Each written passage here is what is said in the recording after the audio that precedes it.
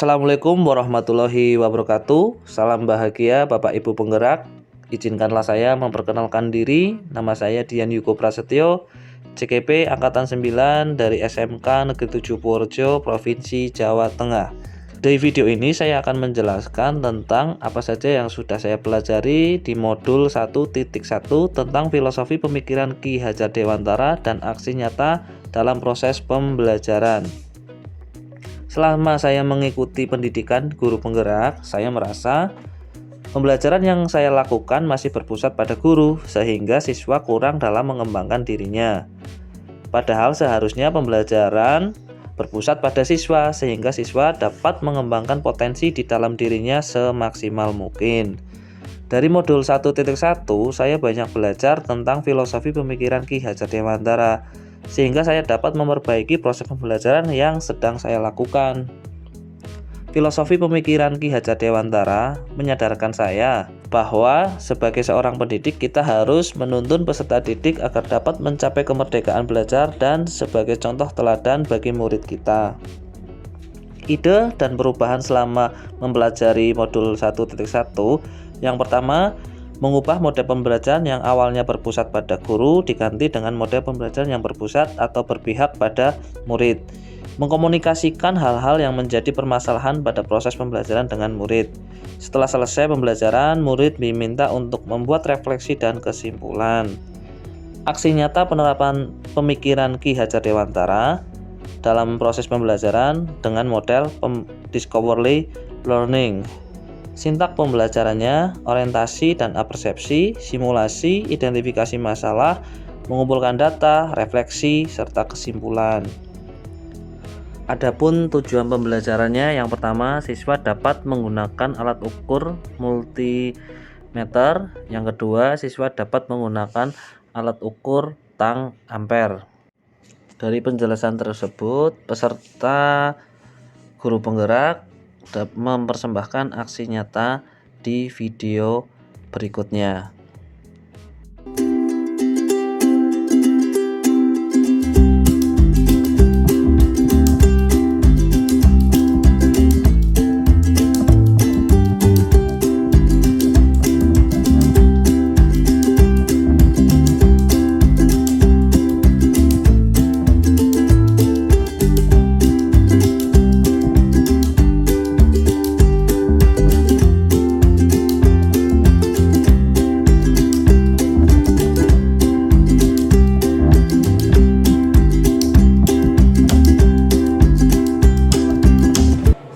Assalamualaikum warahmatullahi wabarakatuh. Waalaikumsalam warahmatullahi wabarakatuh. Sebelum mengawali pembelajaran ini, marilah kita berdoa.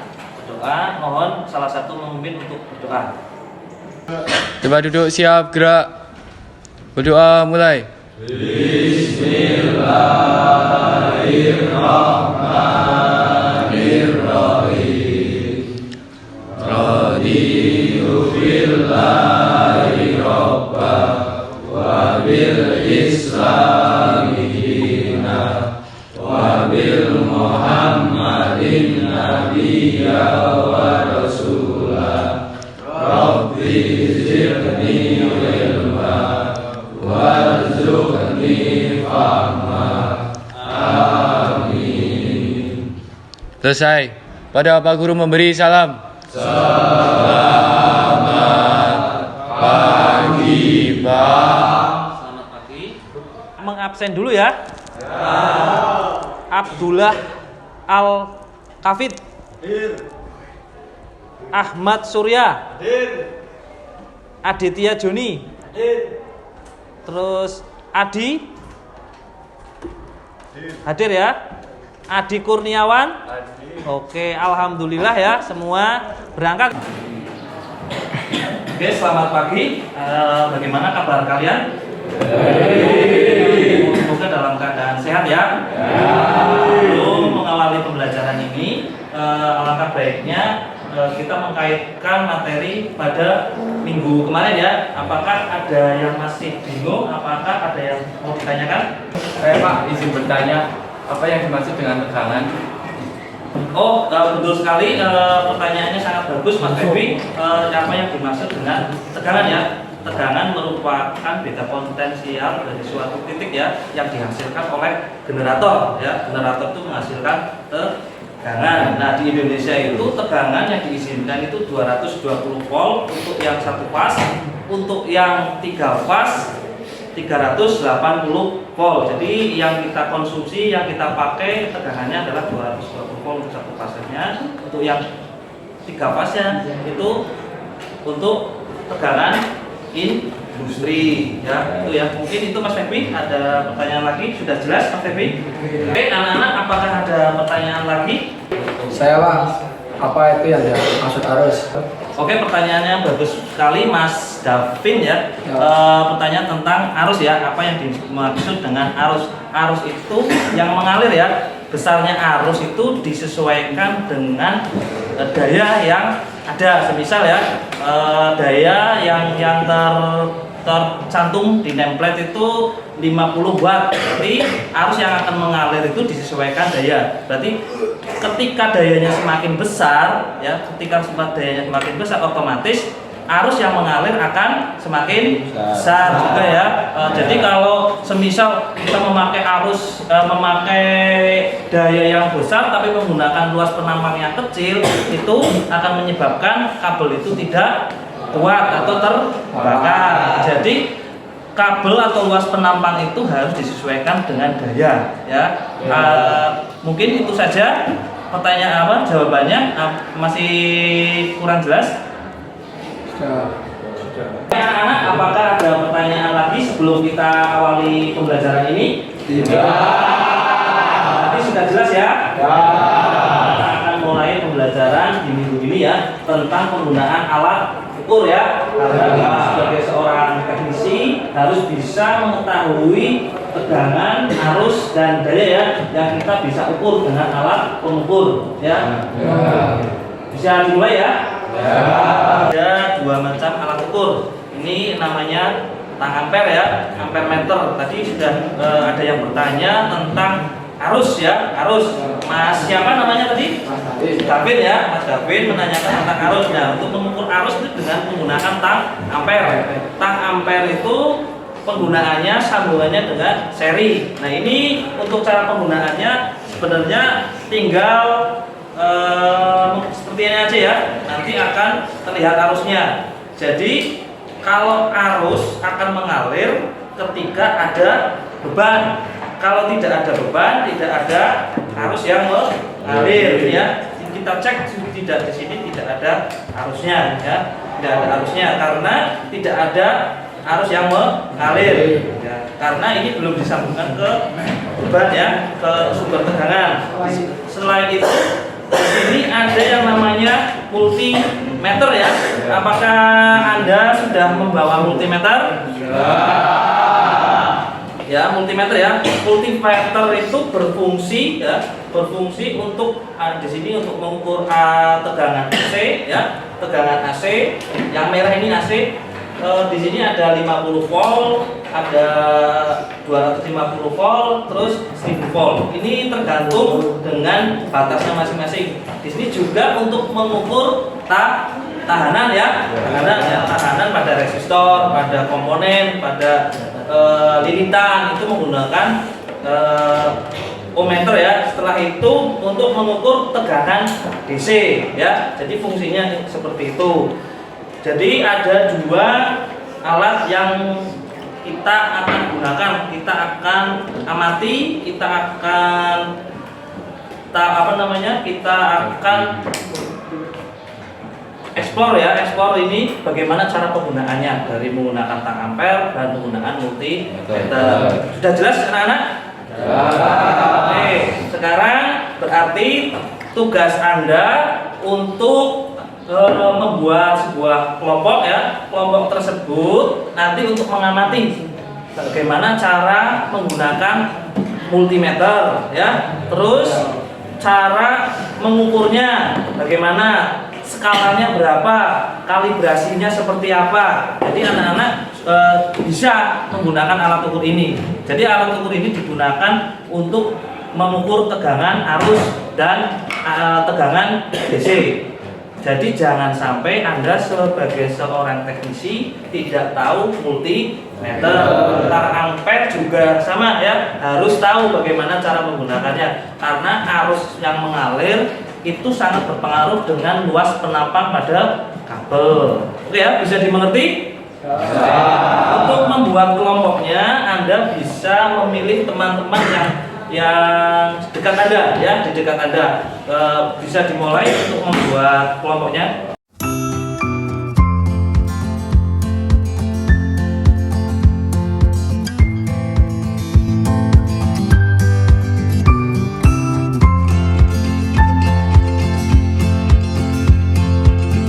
Kelompoknya sudah jadi ya Mas ya, sudah 4 ini ya. 4 belum? Oke, dari apa yang sudah Anda bawa ya, multimeter ya. Sekarang Anda amati dulu, amati apa yang menjadi masalah, apa yang belum paham.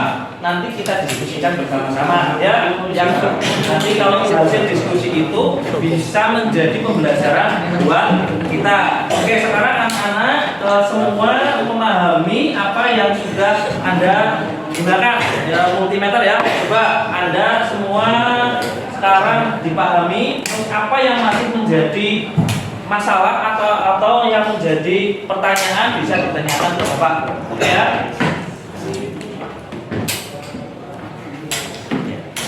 Terus dari hasil diskusi yang sudah Anda lakukan, apakah ada yang bertanya?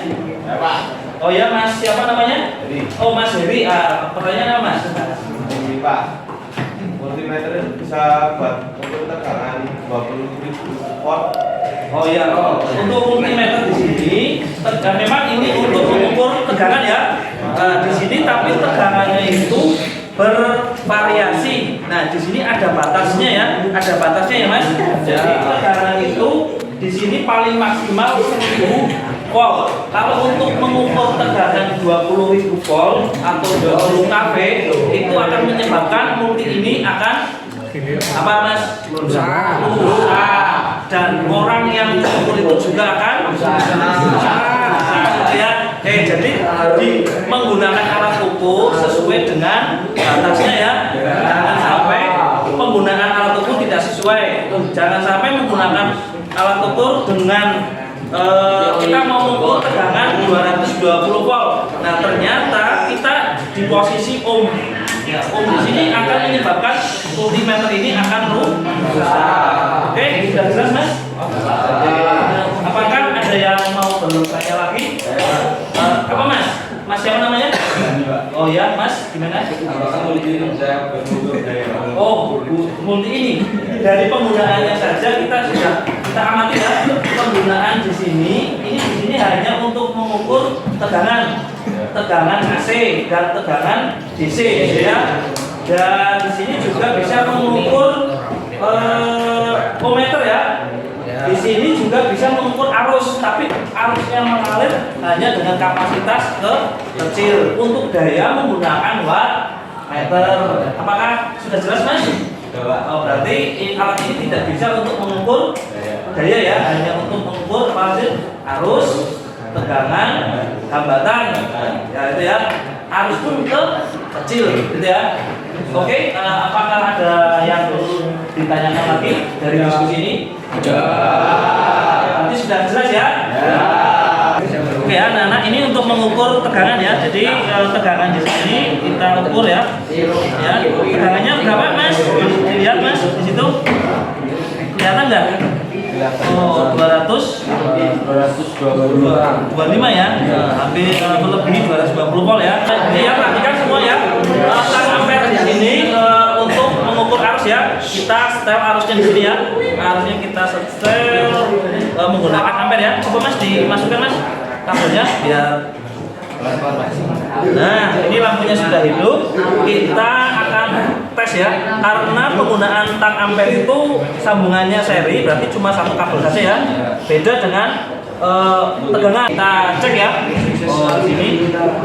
Ini arenya berapa Mas?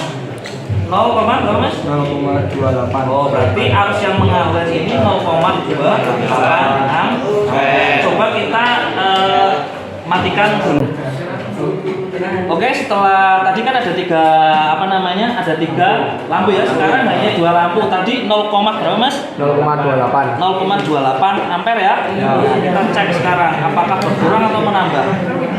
Nah, di sini arus yang mengalir lebih kecil ya. Sekarang 0,096. Sekarang Anda bisa mensimulasikan menggunakan alat ukur ya, menggunakan tang ampere dan multimeter. Ayo Mas, monggo digunakan alat ukurnya terus diamati.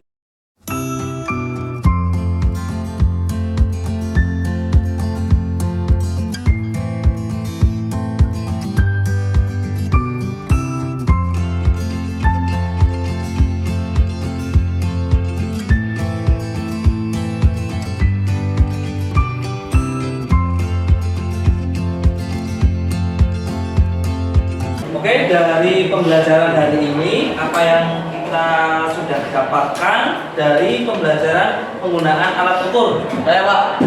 Apa Mas? Saya dapat pelajaran ini dapat tang ampere mengukur arus. Arus ya, berarti di rumah juga sudah bisa mengukur arus ya? Ya. Jadi sudah bisa menggunakan alat ukur tang ampere. Apakah ada hari ini yang sudah didapatkan lagi? Saya Pak, saya juga sudah bisa mengukur tegangan ya? multimeter. Multimeter berarti Anda bisa menggunakan multimeter ini di rumah ya? Ya, Pak. Karena tegangan di rumah hanya 230 volt ya. Atasnya di sini 1000 volt ya. Berarti Anda sudah bisa ya 4 miliar ya. Jadi Anda sudah bisa menggunakan tang ampere dan multimeter ya. Jadi semua sudah bisa menggunakan ya.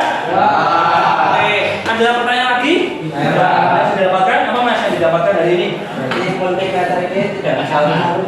Oh ya, multimeter ini hanya bisa untuk mengukur tegangan ya, tegangan DC, tegangan AC gitu ya. Terus hambatan ya dan arus, tidak bisa untuk mengukur daya.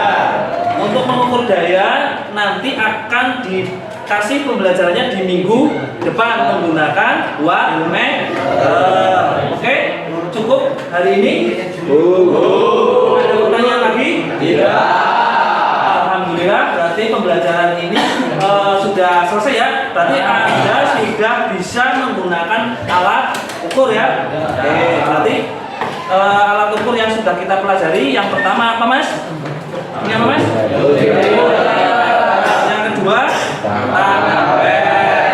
Dari diskusi ini berarti sudah menghasilkan kompetensi bahwa Anda mampu menggunakan alat ukur ya. Oke, alat ukur listrik. Oke, dari pembelajaran hari ini kita sudah mendapatkan kompetensi yang Anda miliki ya, sudah bisa mengukur tegangan dan arus ya. Oke, sudah tidak ada pertanyaan lagi ya, sudah bisa semua ya. Sebelum mengakhiri pembelajaran ini, Anda kembalikan lagi alat dan bahan dan meja dan kursinya kembali seperti semula. Ayo cepat lakukan.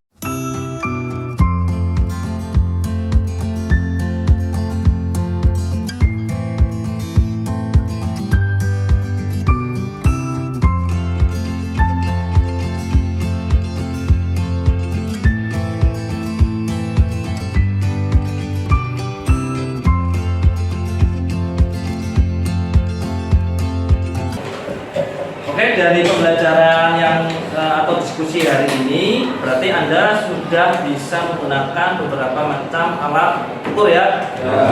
Jadi Anda semua menuliskan apa yang sudah didapatkan hari ini, dikumpulkan menggunakan via WhatsApp aja ya. Tugasnya dikirim menggunakan via WhatsApp, nanti tuliskan nama, terus ditulis apa yang sudah didapatkan hari ini ya. Nanti dikirim paling lambat besok malam ya. Besok malam ya dikirimkan ke saya, biar saya tahu kemampuannya masing-masing, apakah sudah benar-benar bisa atau belum ya. Jadi saya harus mengetahui bagaimana apa yang sudah didapatkan hari ini dari hasil diskusi ya, dari hasil diskusi pembelajaran hari ini. Ada yang ditanyakan lagi?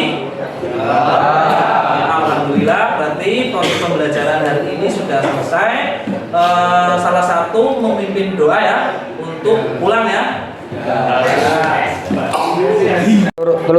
Pada dulu siap, gerak. Berdoa mulai.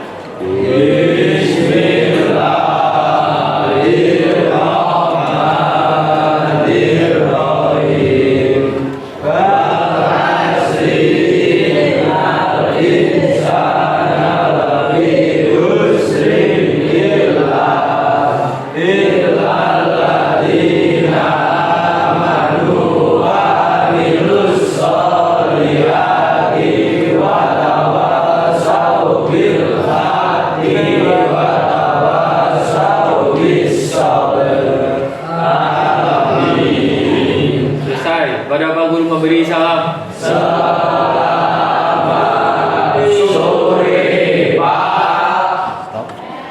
Oke, selamat sore.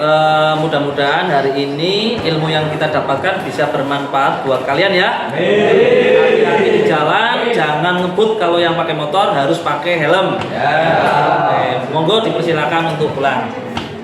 Dari implementasi penerapan pembelajaran yang berbasis atau berpusat berpihak kepada siswa, adapun tantangan dan solusi ya. Tantangannya yang pertama, masih ada siswa yang belum aktif dalam proses pembelajaran, hanya diam, tidak mau praktek.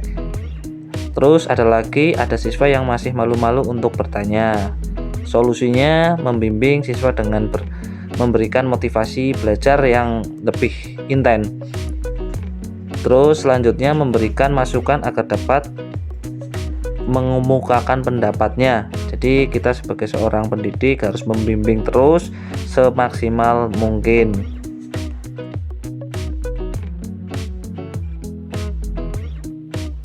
Assalamualaikum warahmatullahi wabarakatuh. Saya Riani, guru bahasa Indonesia di SMK Negeri 7 Purworejo.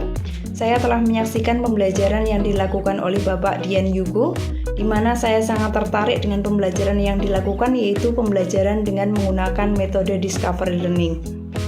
Di mana dalam pembelajarannya Bapak Yugo mengajak siswa untuk aktif mencari solusi atau mencari jawabannya sendiri berdasarkan pengalaman yang telah didapatkannya secara langsung. Dan saya tertarik untuk mengaplikasikan metode tersebut dalam pembelajaran yang saya ampu, yaitu pembelajaran bahasa Indonesia. Terima kasih. Adapun tanggapan siswa setelah mengikuti pembelajaran dengan model pembelajaran discovery learning, yang pertama saya merasa senang saat pembelajaran, yang kedua saya mendapatkan kompetensi baru, saya merasa lebih aktif dalam pembelajaran. Ini adalah komentar-komentar para siswa ya. Jadi ini sebagian siswa memberikan komentar dan testimoninya, semoga bisa bermanfaat ya. Kesimpulan, jadilah guru yang selalu menjadi teladan bagi muridnya dan sebagai pelopor pendidikan yang lebih berpusat kepada siswa serta mencetak generasi muda yang unggul. Terima kasih, semoga bermanfaat. Akhir salam, billahi taufiq wal hidayah. Wassalamualaikum warahmatullahi wabarakatuh.